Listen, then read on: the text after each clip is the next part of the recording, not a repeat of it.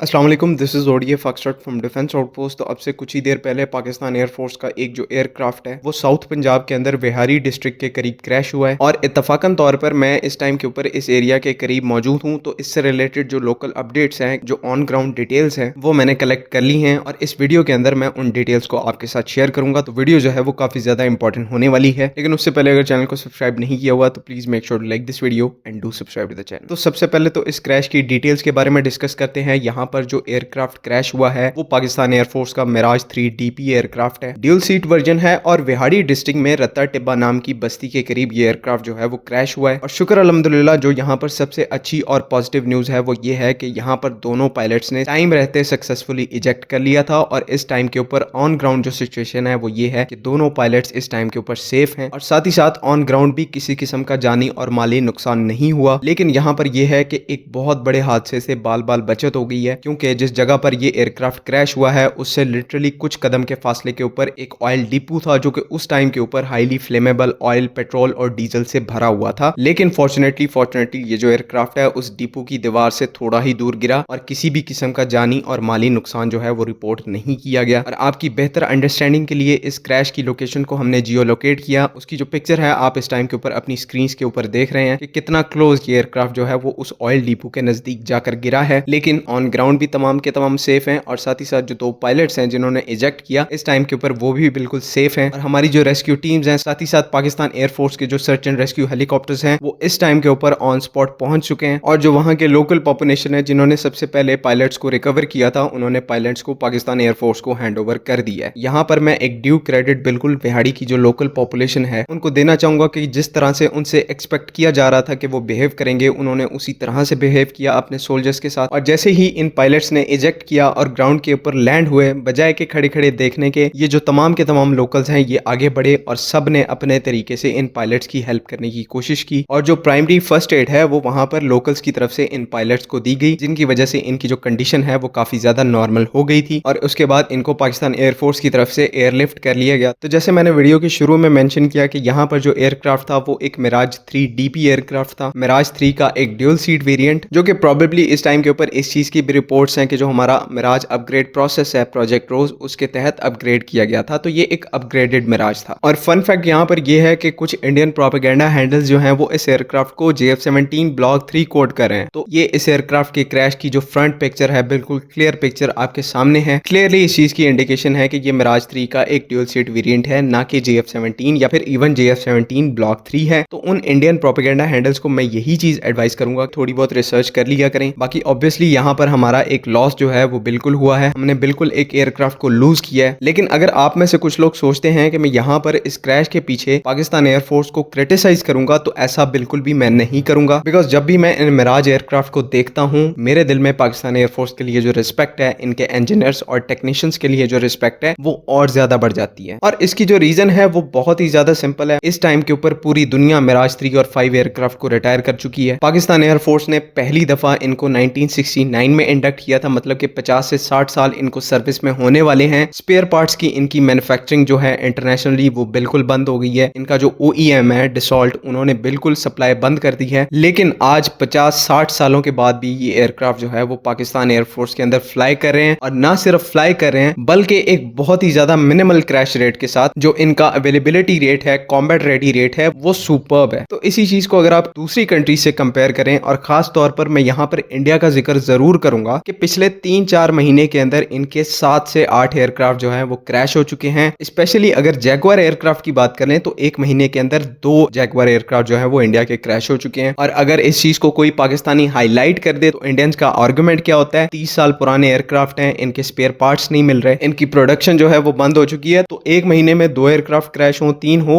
ये बिल्कुल जस्टिफाइड है। लेकिन फिर यही भक्त जो है वो भूल जाते हैं कि पाकिस्तान एयरफोर्स भी है जो कि मिराज एयरक्राफ्ट को पिछले 50 से 60 सालों से ऑपरेट कर रही है और इनकी भी प्रोडक्शन बंद हो चुकी है। स्पेयर पार्ट्स का नामो निशान नहीं है, OEM ने सपोर्ट बंद कर दी है। लेकिन फिर भी जितना क्रैश रिकॉर्ड इंडियन एयरफोर्स का खराब है, पाकिस्तान एयरफोर्स के मिराज का उसके करीब भी नहीं जाता। तो इट स्पीक्स अ लॉट। और ये चीज आप सबके सामने एविडेंट होनी चाहिए कि कौन सी एयरफोर्स जो है वो इस टाइम के ऊपर प्रोफेशनल है, किस एयरफोर्स के टेक्नीशियंस प्रोफेशनल है, जो कि कम बजट में भी चीजों को इतना एक्सीलेंटली लेके चल रहे हैं। आज के लिए बस इतना ही। उम्मीद है कि यहाँ पर तमाम चीजें क्लियर हैं। अगर इनसे रिलेटेड कोई भी कंफ्यूजन है तो काइंडली कमेंट कमेंट्स में ज़रूर पूछें। बाकी अगली वीडियो तक के लिए अल्लाह हाफ़िज़।